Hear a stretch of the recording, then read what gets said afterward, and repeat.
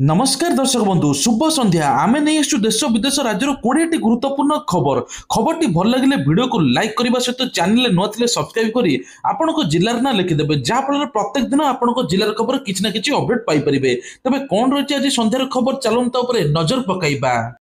प्रथम खबर आसुची दुर्गा पूजा शांति कमिटर दुर्गा पूजा प्रस्तुति बैठक सेप्टेम्बर 28 रे मां शारदीय दुर्गा पूजा एनेके चलचंचल सारा ओडिशा आज कटक महानगर पूर्वांचल शांति कमिटर दुर्गा पूजा प्रस्तुति सभा विद्याधर पुरस्थित द्वारिकमयी साई मंदिर परिसर अनुष्ठित होइतिला जहाँफल एथर कटक रे दुर्गा पूजा बेस उत्साह सहित हेब कहीं कटक रे सुनार मेढ़ देखा लक्ष लक्ष लोक भिड़ जमी थाए। सेप्टेम्बर 28 तारिख रे कटकर प्रसिद्ध दुर्गा पूजा हेबाकु दिन धार्य कर अक्टोबर 3 रे मां को भसाणी उत्सव को नहीं अनुष्ठित होईछि एने कि रास्ता घाट मरामती भित्तिभूमि समस्या दुर्गा पूजा आयोजन संपर्कित विभिन्न समस्या भसाणी सभा आज प्रसंग में आलोचना होईछि।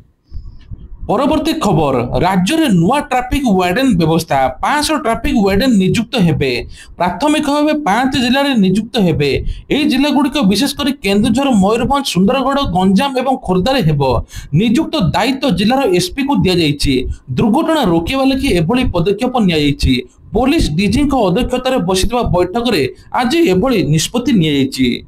खबर बयान रे सांघातिक तथ्य आज भाइराल होईछि किरोसिन ढाली निया लगाई बलंगा पीड़िता वीडियो 90 सेकेंड बयान भाइराल होईछि सेमाने मुहरे रुमाल बांधिथिले मो मुहरे रुमाल पकई बंध बड़ को नहीं सहित देहरे किरोसिन ढाली निया लगाई होश आसबारू एतिक भिडियोटी शेष हो गोटे मिनिट 30 सेकेंड भिडियो को नहीं चर्चा होईछि तेबे घटनाटी घटी बेबे पिपिली बलंगा ठारे एबे किंतु घटनाटी ए भिडियोटी भाइराल हेबा परे समस्त मन चर्चा हेउची ए भिडियो भाइराल कला किए तबे ए घटना को 2 मास पूरी गला मध्य आयुष रे चिकित्साधीन अवस्था रे पीड़िता मृत्यु होईची जहा फल आज सकाळु सकाळु ए भिडियो मध्य भाइराल होईची भुवनेश्वर दिल्ली एम्स रे चिकित्सा होई तांकर मध्य भिडियो रेकॉर्डिंग होइतला आ ए भिडियो किए एबे भाइराल करছে से ने कि मध्य तुरंत तदंत मध्य चलीची।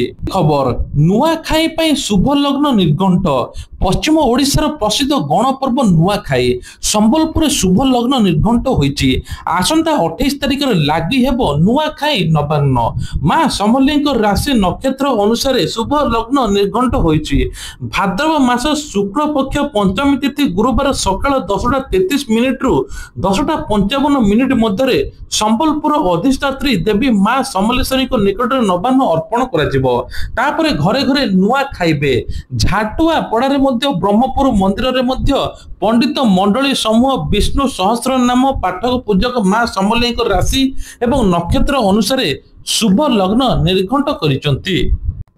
परवर्ती खबर महू चाष करंतु लक्षपति दीदी बनंतु विधायक बड़ घोषणा 2500 ग्रुप को दियाजिबो एबे मागणा सबु पदक्षेप तेणु ओडिशा खदी और ग्राम्योद्योग बोर्ड द्वारा एबे कह वन खंड मिलित भाव आज को 7 दिन हम महू चाष उपर तालीम चलीथिला ताहा रविवार दिन उद्यापित होईची एथिरे 50 जन महिला और पुरुष को तालीम दी जाइथिला सरकार पक्षर आवश्यक उपकरण जोगाई दी जाइछि एथिरे भंजनगर विधायक प्रदीप कुमार नायक कहते महू चाष करंतु लक्षपति दीदी बनंतु महू चाष आम ओडिशा रे निहाती आवश्यक एथिसत 11टी स्वयं सहायक गोष्ठी को लैपटॉप दियाजिबो महिला माने आत्मनिर्भरशील देवा सहित आगु बढ़ुचंती बोली विधायक कहते तबे महिला शक्ति आगु को दरकार एने कि लक्षपति दीदी रे सामिल हेबे महिला मानक विभिन्न प्रकार सरकार सेवा जोगाई देउचंती जहा फल आगु को लक्षपति दीदी बनी परिबे। खबर प्रबल वर्षा को नहीं अलर्ट करिछि पाणीपाग विभाग उत्तर पश्चिम संलग्न पश्चिम केंद्रीय बंगोपसागर रे एक लघुचाप क्षेत्र सृष्टि होईछि एहा प्रभाव रे दक्षिण ओडिशा रे किछि स्थान रे प्रबल वर्षा हेबो बोली पाणीपाग विभाग आकलन करिछि उत्तर ओडिशा आभ्यंतरण रे ओडिशा रे किछि स्थान रे वर्षा हेबो 24 जिला को येलो वार्निंग जारी कर जाइछि सोमवार दिन लघुचाप प्रभाव रे दक्षिण ओडिशा रे मालकानगिरी कोरापुट रे प्रबल ରୁ अति प्रबल वर्षा हेबो नवरंगपुर कोलाहांडी नुआपड़ा रे अधिक वर्षा हेबो 19 तारिख रे कोरापुट कोलाहांडी रे प्रबल अति प्रबल वर्षा हेबो तबे तळिया अंचल को खाली करिया पई कह जायछि एवं समुद्र को मछली को मध्ये बारण करायछि कारण आसंता 20 तारिख पर्यंत राज्य रे जारी रहिबो वर्षा। পরবর্তী খবর অস্তরঙ্গ ও ছত্রপুরে আইআইসি নিলম্বিত তদন্ত রিপোর্ট দেବାକୁ দুই রেঞ্ଜ ଆଇଜିକୁ ଡିଜିପିକୁ ନିର୍ଦ୍ଦେଶ ପୁରୀ ଜିଲ୍ଲା ଅସ୍ତରଙ୍ଗ ଥାନା ଅଧିକାରୀ ରାଜେଶ ବଳିଆର ସିଂ ଗଞ୍ଜାମ ଛତ୍ରପୁର ଥାନାରେ ଦେବାଶିଷ ମହାନ୍ତି ନିଲମ୍ବିତ ହୋଇଛନ୍ତି ଉଭୟଙ୍କ ଡିଜିପି ୱାଇ ଖୁରାନିଆ ନିଲମ୍ବିତ କରିଛନ୍ତି ତେବେ ସେମାନଙ୍କ ବିରୋଧରେ ତଦନ୍ତ କରି ରିପୋର୍ଟ ଦେବାକୁ ଦୁଇ ରେଞ୍ଜ ଆଇଜିକୁ ଡିଜିପିକୁ ନିର୍ଦ୍ଦେଶ ଦିଆଯାଇଛି ଏଥର କାହାକୁ ଛଡ଼ାଯିବ ନାହିଁ ଇନ୍ସପେକ୍ଟର ରାଜେଶ କୋରାପୁଟ ଜିଲ୍ଲାର ଜୟପୁର ଟାଉନ ଥାନାରେ ଏସ୍ଆଇ ବେଳେ ଗଞ୍ଜେଇ ବେପାରକୁ ତାଙ୍କ ବିରୋଧରେ ଏକ ମାମଲା ହୋଇଥିଲା ଏହା ଭିତରେ ତାଙ୍କର ପଦୋନ୍ନତି ହୋଇଥିଲା ସେଠାରୁ ବଦଳି ଯାଇ ପୁରୀ ଅସ୍ତରଙ୍ଗ ଥାନାରେ ଥିଲେ ତାଙ୍କ ପତ୍ନୀ ଭିଜିଲାନ୍ସରେ ଅଛନ୍ତି ସେଥିପାଇଁ ଏକାଧିକ ବାର ଭିଜିଲାନ୍ସ ପଞ୍ଝାରୁ ବର୍ତ୍ତି ଯାଇଛନ୍ତି 13 ତାରିଖ ଦିନ ଜୟପୁର ଥାନା ପୋଲିସ ଭୁବନେଶ୍ୱର 2 କ୍ୱାର୍ଟର୍ସ ରାଜେଶଙ୍କୁ ଧରି କ୍ୟାପିଟାଲ ଥାନାକୁ ନିଆଯାଇଥିଲା ପରେ ଗଞ୍ଜେଇ ମାଫିଆଙ୍କର ଏକ କାର ଜବତ ହୋଇଥିଲା 14 ତାରିଖ ଦିନ କ୍ୟାପିଟାଲ ଥାନାରୁ ଚମ୍ପଟ ମାରିଥିଲେ ଖବର ଗଣମାଧ୍ୟମ ରିପୋର୍ଟ ମୁତାବକ ଏବେ ତାଙ୍କୁ ନିଲମ୍ବିତ କରାଯାଇଛି ତେବେ ଦିନକୁ ଦିନ ଏସବୁ କରିବା ଦ୍ୱାରା ସରକାର କହିଛନ୍ତି ସେ ଯେକୌଣସି ଲୋକ ହଉ ତୁରନ୍ତ ତାଙ୍କ ଉପରେ କାର୍ଯ୍ୟାନୁଷ୍ଠାନ ନେବ ଖବର ନଦୀରେ ଭାସୁଛି 70ରୁ ଉର୍ଦ୍ଧ୍ୱ ମଇଁଷିଙ୍କ ମୃତଦେହ ଚାରି ପରିବାର ସର୍ବଶାନ୍ତ କେନ୍ଦ୍ରାପଡ଼ା ଜିଲ୍ଲାର ଆଳି ଥାନା ଅନ୍ତର୍ଗତ ଏକମାଣିଆ ନଳପାହି ଗ୍ରାମରେ ଏକ ଦୁଃଖଦ ଘଟଣା ଘଟିଛି ପାଖାପାଖି କୁହାଯାଉଛି 70ରୁ ଅଧିକ ମଇଁଷିଙ୍କ ମୃତ୍ୟୁ ହୋଇଛି ସୂଚନା ଅନୁଯାୟୀ ମଇଁଷିମାନେ ଚରିବାକୁ ଯିବା ସମୟରେ ନଦୀରେ ବାହାରିଥିବା ଏକ ଶାଖା ନଦୀ ଦକ୍ଷିଣ ଡିହା ନାମକ ସ୍ଥାନ ପଶି ଯାଇଥିଲା ତା ଫଳରେ ମଧ୍ୟ ଏପର୍ଯ୍ୟନ୍ତ 30ରୁ ଅଧିକ ମଇଁଷିଙ୍କ ମୃତଦେହ ହୋଇଛି ତେବେ କୁହାଯାଉଛି ଗ୍ରାମବାସୀ ନଦୀରେ ବୋଟ ସାହାଯ୍ୟରେ ମଇଁଷିକୁ ଖୋଜିବା ଆରମ୍ଭ କରିଛନ୍ତି ଯାହାଫଳରେ ଏତେ ପରିମାଣର ପାଣି ପଶିଯିବାରୁ ବଡ଼ ସଂଖ୍ୟାରେ ମଇଁଷିଙ୍କର ମୃତ୍ୟୁ ହୋଇଛି ତେପର୍ଯ୍ୟନ୍ତ କୁହାଯାଉଛି ପ୍ରକୃତ କାରଣ ଏପର୍ଯ୍ୟନ୍ତ ଜଣାପଡ଼ିନାହିଁ ପ୍ରକୃତରେ ପାଣିରେ ଏତେ ମଇଁଷି ମୃତ ହେବାର ସେଇଟା ଗୋଟେ ସନ୍ଦେହଜନକ ହେଉଛି ପାଣିରେ କିଛି ବିଷାକ୍ତ ମିଶିଥିବାରୁ କୁହାଯାଉଛି ମଇଁଷି ମାଲିକ ଗଣେଶ ଦାସ ଜଗନ୍ନାଥ ଦାସ ପରମାନନ୍ଦ ବିଶ୍ୱାଳ ପ୍ରମୁଖ ପଛରେ କୁମ୍ଭୀର ଆକ୍ରମଣ ସମ୍ଭାବନା ଥାଇପାରେ ବୋଲି ମଧ୍ୟ ଏପଟେ କହୁଛନ୍ତି ପରବର୍ତ୍ତୀ ଖବର ପୁଣି ଥରେ ଭାରତ ପାକିସ୍ତାନ ଯୁଦ୍ଧ ବିରତିର କ୍ରେଡିଟ ନେଲେ ଟ୍ରମ୍ପ କହିଲେ ଲୋକଙ୍କ ଜୀବନ ବଞ୍ଚାଇବା ମୋର ପ୍ରାଥମିକତା ସେ କହିଥିଲେ ଦୁଇଟି ପରମାଣୁ ଶକ୍ତି ସମ୍ପନ୍ନ ଦେଶ ମଧ୍ୟରେ ସାମରିକ ସଂଘର୍ଷ ବନ୍ଦ କରିବାର ଗୁରୁତ୍ୱପୂର୍ଣ୍ଣ ଭୂମିକା ଗ୍ରହଣ କରିଛି ପ୍ରକୃତରେ କୁହାଯାଉଛି ଯେ ଟ୍ରମ୍ପ ରୁଷିଆ ରାଷ୍ଟ୍ରପତିଙ୍କୁ ଭେଟିବା ପରେ ଏକ ଟେଲିଭିଜନ ସାକ୍ଷାତକାର ଦେଇଥିଲେ ଏହି ସମୟରେ କହିଥିଲେ ଯେ ମୋର ଲକ୍ଷ୍ୟ ଲୋକଙ୍କ ଜୀବନ ରକ୍ଷା କରିବା ମୁଁ ଯେକୌଣସି ମୂଲ୍ୟରେ ଲୋକଙ୍କ ଜୀବନ ରକ୍ଷା କରିବାକୁ ଚାହୁଁଛି ଭାରତ ପାକିସ୍ତାନ ଯୁଦ୍ଧ ପରମାଣୁ ଯୁଦ୍ଧରେ ପରିଣତ ହୋଇପାରିଥାନ୍ତା କିନ୍ତୁ ମୁଁ ଏହାକୁ ଘଟିବାରୁ ରୋକିଛି ମୋର ତ ପ୍ରଥମ ପ୍ରାଥମିକତା ହେଉଛି ଲୋକଙ୍କ ଜୀବନ ରକ୍ଷା କରିବା ସୂଚନାଯୋଗ୍ୟ ଯୁଦ୍ଧ ବିରତି ପରଠାରୁ ପାକିସ୍ତାନ ଲଗାତାର ଆମେରିକା ଓ ଟ୍ରମ୍ପକୁ ଯୁଦ୍ଧ ବିରତିର ଶ୍ରେୟ ଦେଇ ଆସୁଛି ସେହି ସମୟରେ ଭାରତ ସ୍ପଷ୍ଟ ଭାବରେ କହୁଛି ଯୁଦ୍ଧ ବିରତି ଟ୍ରମ୍ପ କିମ୍ବା କୌଣସି ବିଦେଶୀ ନେତାଙ୍କ ନିର୍ଦ୍ଦେଶରେ ହୋଇନାହିଁ ହ୍ୱାଇଟ୍ ହାଉସ୍ ପ୍ରେସ୍ ସଚିବ କୋରୋଲିନ୍ ଡେଭିଡ୍ ମଧ୍ୟ କହିଛନ୍ତି ରାଷ୍ଟ୍ରପତି ତାଙ୍କ କାର୍ଯ୍ୟକାଳରେ ପ୍ରଥମ 6 ମାସରେ ପ୍ରତି ମାସରେ ଏକ ଶାନ୍ତି ଚୁକ୍ତି ଯୁଦ୍ଧ ବିରତି କରାଇଛନ୍ତି ବିଶ୍ୱରେ ଶାନ୍ତି ପ୍ରତିଷ୍ଠା ପାଇଁ ନୋବେଲ ଶାନ୍ତି ପୁରସ୍କାର ଦିଆଯିବା ଉଚିତ ବୋଲି ଏପଟେ କହିଛନ୍ତି ପରବର୍ତ୍ତୀ ଖବର ଭାରତକୁ ଚାରିପଟେ ଘେରିବାକୁ ପ୍ଲାନ୍ କରିଥିଲେ ଟ୍ରମ୍ପ ସବୁ ଖେଳ ବିଗାଡ଼ି ଦେଲା ମୋଦିଙ୍କ ବନ୍ଧୁ ତେବେ ଡୋନାଲ୍ଡ ଟ୍ରମ୍ପ ସବୁବେଳେ ଆମେରିକୀୟ ରାଜନୀତିରେ ତାଙ୍କର ଆକ୍ରମଣକ ରଣନୀତି ଜଣାଶୁଣା ଏଥର ରୁଷୀୟ ରାଷ୍ଟ୍ରପତି ଭ୍ଲାଦିମିର ପୁଟିନ ଆଲାସ୍କାକୁ ଡାକି ଏକ ବଡ଼ ଖେଳ କରିବାକୁ ଚେଷ୍ଟା କରିଥିଲେ ତାଙ୍କର ଯୋଜନା ଥିଲା ଭାରତ ଉପରେ ସବୁ ପାର୍ଶ୍ୱରୁ ଚାପ ପକାଇବା ତାହା ପାକିସ୍ତାନ କାର୍ଡ ହେଉ ବା ବାଣିଜ୍ୟ ଚୁକ୍ତିର ଚାପ ହେଉ ଅନ୍ତର୍ଜାତୀୟ ଅଦାଲତର ପ୍ରସଙ୍ଗ ଉଠାଇବା କିନ୍ତୁ ପ୍ରଧାନମନ୍ତ୍ରୀ ମୋଦିଙ୍କ ରଣନୀତି ପରିସ୍ଥିତିକୁ ସମ୍ପୂର୍ଣ୍ଣ ବଦଳାଇ ଦେବା ସମୟରେ ଏକ ପ୍ରୟାସ ବିଫଳ ହୋଇଛି ଭାରତ ଆମେରିକା ମଧ୍ୟରେ ଦୀର୍ଘ ସମୟ ଧରି ଦ୍ୱିପାକ୍ଷିକ ବାଣିଜ୍ୟ ଚୁକ୍ତି ପାଇଁ ଆଲୋଚନା ଚାଲିଥିଲା ତେବେ 5 ପର୍ଯ୍ୟାୟରେ ଆଲୋଚନା ଶେଷ ହୋଇଥିଲା କିନ୍ତୁ ଅଗଷ୍ଟ ଶେଷରେ ଦିଲ୍ଲୀରେ ହେବାକୁ ଥିବା ଷଷ୍ଠ ବୈଠକରେ ହଠାତ୍ ସ୍ଥଗିତ ହୋଇଥିଲା ଆମେରିକାର ଲକ୍ଷ୍ୟ ଥିଲା ଯେ ଭାରତ ରୁଷିଆଠାରୁ ତାର ଶକ୍ତି ଏବଂ ପ୍ରତିରକ୍ଷା କ୍ରୟ ହ୍ରାସ କରିବା ଏବଂ ଆମେରିକା ସର୍ତ୍ତାବଳୀକୁ ଗ୍ରହଣ କରିବା ଉଚିତ କିନ୍ତୁ ଯେତେବେଳେ ମୋଦି ସରକାର ମୁଣ୍ଡ ନୁଆଁ ପାଇଁ ମନା କରିଦେଲେ ସେତେବେଳେ ଆମେରିକା ଚାପ ସୃଷ୍ଟି ହୋଇଥିଲା ଯାହାଫଳରେ ଟ୍ରମ୍ପ ସରକାର ପାକିସ୍ତାନ ସେନା ମୁଖ୍ୟ ଅସୀମ ମୁନିରକୁ ଘରକୁ ଡାକିଥିଲେ ସେଠାରେ ଭାରତ ବିରୋଧରେ ବିଶ୍ୱ ଓଗାଳିଥିଲେ ପରମାଣୁ ଆକ୍ରମଣ ଧମକଠାରୁ ସିନ୍ଧୁ ଜଳ ଚୁକ୍ତିନାମା ଭାଙ୍ଗିବା ପର୍ଯ୍ୟନ୍ତ ସବୁକିଛି ସାମ୍ନାକୁ ଆସିଥିଲା ଆମେରିକା ମାଟିରେ ଠିଆ ହୋଇ ପାକିସ୍ତାନ ସାମରିକ ନେତୃତ୍ୱକୁ ଭାରତକୁ ଖୋଲାଖୋଲି ଧମକ ଦେଇଥିଲେ ଟ୍ରମ୍ପ ଏହି ବୟାନବାଜିକୁ କିପରି ହେବାକୁ ଦେଲେ ସେ ବିଷୟରେ ଆମେରିକା ରାଜନୀତି ମହଲରେ ପ୍ରଶ୍ନ ଉଠୁଥିଲା ଟ୍ରମ୍ପଙ୍କ ନିରବତା ସୂଚାଇ ଦେଉଥିଲା ଯେ ଖେଳର ଅଂଶ ଏବଂ ଭାରତକୁ ଦବାଇବାକୁ ଚାହୁଁଥିଲେ ତଥାପି ଭାରତ ଏହାର କଡ଼ାକୁ ଜବାବ ଦେଇଥିଲା ଏବଂ ପାକିସ୍ତାନ ରଣନୀତି ବିଫଳ ମଧ୍ୟ ହୋଇଥିଲା ପରବର୍ତ୍ତୀ ଖବର ୟୁଟ୍ୟୁବର ଏଲବିସ୍ ଘର ଉପରକୁ ଆଖି ବୁଜା ଗୁଳି ମାଡ଼ गुरुग्राम सेक्टर 57 स्थित यूट्यूबर एल्विस यादव को घर उपरकू रविवार दिन गुली माड़ होईछि। तीन जण दुर्बृत्त गुली माड़ करी घटनास्थल फेरार हो सूचना मिली। अन्यपक्षे गुलिकांड बेले एल्विस घरे उपस्थित नथिबा जना पड़ी। तीन जण बाइक आरोही एल्विस घर उपरकू 25 रु 30 राउंड गुली चलाइथिले। फल प्रथम महलार गुली बाजिथिला। आक्रमण समय केयर टेकर परिवार सदस्य उपस्थित थिले, हेले गुलिकांड रे कोनोसी व्यक्ति मृत्युहत होई नथिबा विशेष सूत्रु जना पड़ी। खबर अनुसार पुलिस घटनास्थल पहुंची प्रमाण संग्रह करिसंती। एपरिक सीसीटीवी फुटेज जांच करी मध्य प्रथम जोगाड़ करुची। एल्विस वर्तमान विदेश रे रहितबा खबर मिलिची। बंधा एबे बीजेडी नेता। तेबे कहुचे बहुत चर्चित बीजेडी नेता पूर्वतन मंत्री प्रताप जेना बढ़िला अड़ुआ। पुओ अंकित प्रताप जेना नारे बड़ धरण ठकई अभियोग सामना को आछि। केन्द्रापड़ा टाउन थाना अंकित विरोध में 48 लाख टंकार अभियोग होईछि। अभियोग अनुसार कटक जड़े व्यवसायी अंकित बके 48 लाख टंका फेराई न दे दाबी कर अभियोगकारी कटक सहर चंडी छकु एसीबी इलेक्ट्रिकल मालिक अरविंद त्रिपाठी व गणेश कुमार साई एतला दर्शाई प्रताप जेना एवं Aishwarya Pratap Jena emporium works private limited company मालिक। केन्द्रापड़ा विद्युत सरंजाम कार्य करने कंपनी से वाक ऑर्डर नहीं। तेबे सेमानकर 48 लाख बके थिबा बेले अंकित प्रताप जेना टंका देई नाती। बारंबार दिन गड़ाई चलती। टंका न मिलबारु कर्मचारी दरमा आमे देई पारुनो अभियोग करी भित्ति एक मामला रुजु होईछि। सेपटे आउ गोटे बड़ घोषणा। दुर्बल हेउछि बीजेडी। दिनकु दिन बिजु जनता दल स्थिति दुर्बल हेबा पई पडुछि। एपटे कांग्रेस तार स्थिति मौजूद करुछि।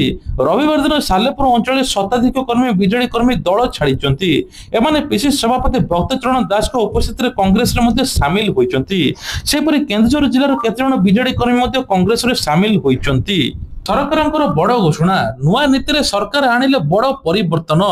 चलित खरीफ ऋतु धान बिक्री पर सरकार नूतन पंजीकरण नीति जटिल होइथिबा अभियोग करी विभिन्न चाषी संगठन समेत विरोधी राजनैतिक दल गुड़ी सरकार घेरी बसिथिले। यहाकु नै मध्ये चाषी असंतोष लागिथिबा बेले राजनैतिक दल गुड़िक आंदोलन ओह्लाइबा प्रस्तुति चूड़ांत करिसंती। एही क्रम में चाषी पंजीकरण सरलीकरण दाबी विभिन्न कृषक समस्या नै सोमवार दिन बीजेडी पक्षरु बरगड़र विशाल कृषक विक्षोभ कार्यक्रम होईछि। तेबे चाषी संगठन और विरोधी दलर आंदोलन चापरे राज्य सरकार चाषी पंजीकरण प्रक्रिया किछि परिवर्तन आनिचंती। चाषी पंजीकरण पई एणिकि चाषी मानको चाष जमी विशाल वंशावली उद्दिष्ट फार्म रे मध्ये सो घोषणा देबा पई राज्य सरकार खाद्य जोगाण खाउटी कल्याण विभाग पक्षर चिट्ठी जारी कराइछि। सेपरे आसंता 25 तारिख रे चाषी पंजीकरण एवं 30 तारिख रे प्राथमिक कृषि समवाय समिति द्वारा पंजीकरण एवं चाषी डिजिटलाइजेशन अवधि को वृद्धि करा जिवो। खबर 5000 अधिक पदवी नियुक्ति मिलिबो एतिकी दरमा। देशर सर्वबृहत सरकारी bank State Bank of India युवपीढ़ी एक सुवर्ण सुजोग आनिछि। बैंक रे जूनियर एसोसिएट एवं 5563 पदवी घोषणा होईछि। एही पदवी आवेदन प्रक्रिया अगस्त 6 रु आरंभ होईकि अगस्त 26 राति 12टा पर्यंत चलिबो। एही पदवी प्रार्थीक पई स्नातक होइतिबा बाध्यतामूलक। या सहित सर्वनिम्न बयस 20 वर्ष सर्वाधिक बयस 28 वर्ष रहिबा दरकार। जदि आपणकर 20 रु 28 वर्ष मध्य अछि आपण माने स्नातक करिसंती तुरंत आपण माने मध्य आवेदन करि परिबे। तबे कहै विशेष कर उत्तर प्रदेश नुआ जिल्ला सर्वाधिक पदवी संख्या खाली रहिछि। तापर अन्य राज्य मानकर मिसाई टोटल ओडिशा हरियाणा पंजाब तमिलनाडु तेलंगाना राजस्थान पश्चिम बंग बिहार झारखंड महाराष्ट्र केरल आसाम जम्मू काश्मीर अनेक उत्तर पूर्व राज्य में चाकरी प्रकाश पाई। सबुज दिल्ली स्वच्छ दिल्ली मंत्र 11,000 कोटी टंकार उपहार भेटिदेले प्रधानमंत्री नरेंद्र मोदी। जहाँ सिंघु सीमार इंदिरा गांधी अंतर्जातीय विमान बंदर को यात्रा समय ह्रास करिबो। पूर्व जेउठाकु जिबा पई 2 घंटा लागुतला दूरता अतिक्रम पई एबे मात्र 30 रु 40 मिनिट लागिबो। दिल्ली वासी को 11,000 कोटी टंकार उपहार देछन्ति प्रधानमंत्री नरेंद्र मोदी। एक्सप्रेस वे रो नाम द्वारका नाम घोषणा करा जायछि। तेबे कह जाउछि जे एही कार्यक्रम रोहिणी अनुष्ठित होईछि। जन्माष्टमी रो आनंद रे परिवेश परिपूर्ण। आ प्रधानमंत्री मध्ये बड़ उपहार देइचन्ति। परवर्ती खबर पिला जन्म करिबो एबे रोबोट। दिनकु दिन टेक्नोलोजी जत्ते स्ट्रांग होछि मनुष्य जीवन मध्ये सेते विपदर पडुछि। गर्भवती एबो रोबोट जन्म करिबो पिला ପ୍ରଯୁକ୍ତି ବିଦ୍ୟା ଏବେ ଅସମ୍ଭବକୁ ସମ୍ଭବ କରିବ। ଏଣିକି ରୋବୋଟ ପିଲା ଜନ୍ମ କରିବ। ସବୁଠାରୁ ବଡ଼ ଆଶ୍ଚର୍ଯ୍ୟ କଥା ହେଉଛି ଯେ କୌଣସି ରୋବୋଟ ନୁହେଁ, ମା ରୋବୋଟ ଜଣେ ମଣିଷ ପିଲାକୁ ଜନ୍ମ କରିବ। କିଛି ପ୍ରଯୁକ୍ତି ବିଦ୍ୟା ବିକାଶ କରିବା ପାଇଁ ଯାଉଛନ୍ତି ଚୀନ ବୈଜ୍ଞାନିକ ମାନେ। ଚୀନ ବୈଜ୍ଞାନିକ ମାନେ ବିଶ୍ୱର ପ୍ରଥମ ଗର୍ଭସ୍ ରୋବୋଟ ଉପରେ କାମ କରୁଛନ୍ତି, ଯାହା ଏକ ଜୀବନ୍ତ ଶିଶୁକୁ ଜନ୍ମ ଦେଇପାରିବ। ଦି ଟେଲିଗ୍ରାଫ ରିପୋର୍ଟ ଅନୁଯାୟୀ ବିଶେଷଜ୍ଞମାନେ ଦାବି କରିଛନ୍ତି ଯେ ଏହି ପ୍ରଯୁକ୍ତି ବିଦ୍ୟା ଦ୍ୱାରା ଗର୍ଭଧାରଣ ପ୍ରସବ ପର୍ଯ୍ୟନ୍ତ ଗର୍ଭଧାରଣ ପ୍ରକ୍ରିୟାକୁ ସମ୍ପୂର୍ଣ୍ଣ ଅନୁକରଣ କରାଯିବ। ଏହି ଚୀନ ପ୍ରଯୁକ୍ତି ବିଦ୍ୟା କମ୍ପାନୀର କାଇୱେ ବିଶ୍ୱର ପ୍ରଥମ ଗର୍ଭଧାରଣ କରୁଥିବା ରୋବୋଟ ତିଆରି କରୁଛି, ଯାହା ଗର୍ଭଧାରଣର ମଧ୍ୟ ଅନୁକରଣ କରିବ, ଅର୍ଥାତ୍ ମଣିଷ ପରି ଗର୍ଭବତୀ ହେବ। ଏହି ରୋବୋଟ ଆଗାମୀ 1 ବର୍ଷ ମଧ୍ୟରେ 2026ରେ ଲଞ୍ଚ କରାଯିବ, ଯାହାର ପ୍ରାୟ ମୂଲ୍ୟ ପାଖାପାଖି 1 ଲକ୍ଷ ୟୁଆନ ବା 12 ଲକ୍ଷ ଭାରତୀୟ ମୁଦ୍ରାରେ ହେବ, ଯାହାକୁ ଏବେ ଚର୍ଚ୍ଚା ମଧ୍ୟ ଜୋର ଧରିଛି। ପରବର୍ତ୍ତୀ ଖବର, ଉପରାଷ୍ଟ୍ରପତି ନିର୍ବାଚନ, ମୁସଲିମ ନେତାକୁ ପ୍ରାର୍ଥୀ କରିପାରେ ଏନଡିଏ। ଉପରାଷ୍ଟ୍ରପତି ନିର୍ବାଚନ ପାଇଁ ଏନଡିଏ ପ୍ରସ୍ତୁତି ଜୋରଦାର ଧରିଛି। ଆଗାମୀ 9 ସେପ୍ଟେମ୍ବରରେ ନିର୍ବାଚନ ହେବ। ନାମାଙ୍କନ ଦାଖଲ ଶେଷ ତାରିଖ ରହିଛି 21 ଅଗଷ୍ଟ। ଏନଡିଏର ପ୍ରାର୍ଥୀ କିଏ ହେବ ତାହା ନେଇ ଏପର୍ଯ୍ୟନ୍ତ ସ୍ଥିର ହୋଇନାହିଁ। ବିଜେପି ନେତୃତ୍ୱାଧୀନ ଏନଡିଏ ଗଠନ ବନ୍ଧରେ ମଧ୍ୟ ପ୍ରାର୍ଥୀ ଚୟନ ନେଇ ଚର୍ଚ୍ଚା ଧରିଛି। ଏଥିରେ ବିହାର ରାଜ୍ୟପାଳ ଆରିଫ ମହମ୍ମଦ ଖାନଙ୍କ ନାମ ଆଲୋଚନାରେ ଆସିଛି। ପୂର୍ବରୁ କେରଳର ରାଜ୍ୟପାଳ ମଧ୍ୟ ଥିଲେ। ତାଙ୍କ ନିଷ୍ପତ୍ତି କାର୍ଯ୍ୟଧାରାର ଶାସକଙ୍କୁ ମଧ୍ୟ ବେଶ ସୁହାଇବ। ସୋସିଆଲ ମିଡିଆରେ ତାଙ୍କୁ ମଧ୍ୟ ଏନଡିଏ ତରଫରୁ ପ୍ରାର୍ଥୀ କରାଯିବ ବୋଲି ଚର୍ଚ୍ଚା ଚାଲିଛି। ପରବର୍ତ୍ତୀ ଖବର, ଶିଶୁ ଓ ମହିଳାମାନଙ୍କ ପାଇଁ ଦିଆଯାଉଥିବା ଖାଦ୍ୟରେ ବ୍ୟାପକ ଉନ୍ନତି ଆଣିବା ପାଇଁ ମୁଖ୍ୟମନ୍ତ୍ରୀଙ୍କର ନିର୍ଦ୍ଦେଶ।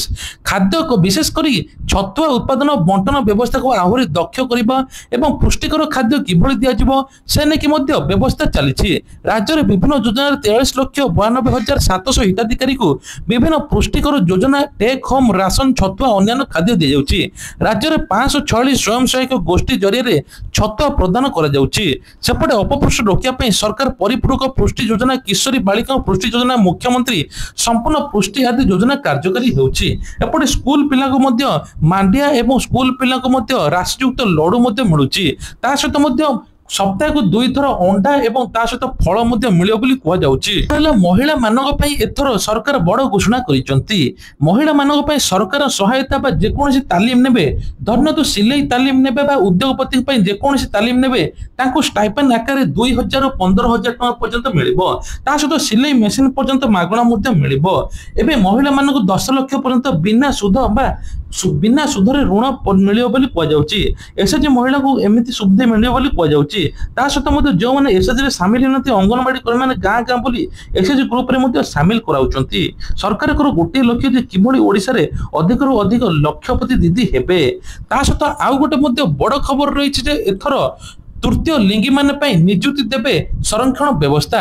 ତୃତୀୟ ଲିଙ୍ଗୀଙ୍କ ପାଇଁ ରାଜ୍ୟ ସରକାରଙ୍କର ବଡ଼ ଘୋଷଣା। ନିଯୁକ୍ତି ବେଳେ ପରୀକ୍ଷା ନିୟମ ବଦଳିବ। ପୁରୁଷ ଓ ମହିଳାଙ୍କ ପାଇଁ ତୃତୀୟ ଲିଙ୍ଗ ପାଇଁ ଆବେଦନ ବ୍ୟବସ୍ଥା ପ୍ରସ୍ତାବ ରହିଛି।